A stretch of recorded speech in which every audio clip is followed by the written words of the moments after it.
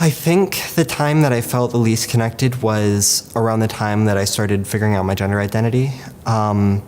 I didn't really have anyone to go to but the friends that I had made online, because the people around here, while there are some great ones, I hadn't really made any close connections in the LGBTQ community. And so it was around my second year here as an RA that I kind of admitted it to myself, and had one of the hardest times. I still remember the kind of sound that came out of my mouth when I fully recognized myself as who I am and what my gender is, and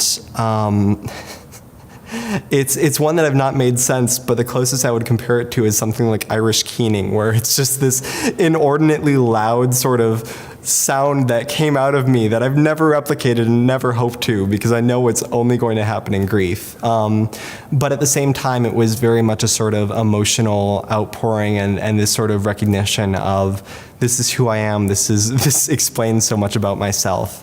And as such, I started to first internalize that and understand that within myself, and then started reaching out. I remember that year, the thing that kind of brought me out of being disconnected and a bit scared was going to the health center and the counseling center and getting help. And I met one of the therapists there, and I still go meet her about 3 times a quarter just to check in and be able to talk about my experiences and who I am as a person. It's been fantastic.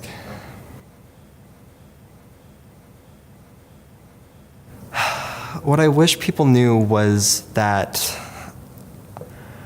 I was still the same person, and I luckily had a very understanding group of people and group of staff.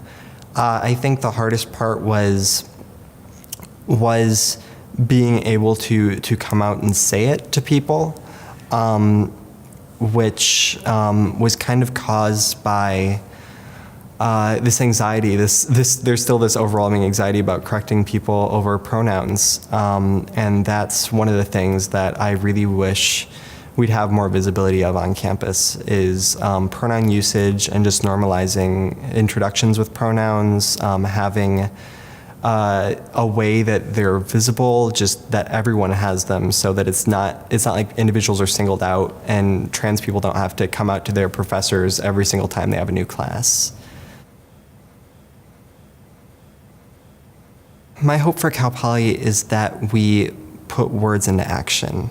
There's been a lot of talk since the blackface debacle or the Maya Yiannopoulos speeches on campus, but not a lot of action. And while I've seen some behind the scenes, it's a lot harder for our students as a whole to see where we're actually making a difference. And so I want students to be able to know that there is change being made and that people are making an effort to make this campus a much more diverse and much more open place. I want this campus to be much more open and much more loving than it currently is, and I think that is possible.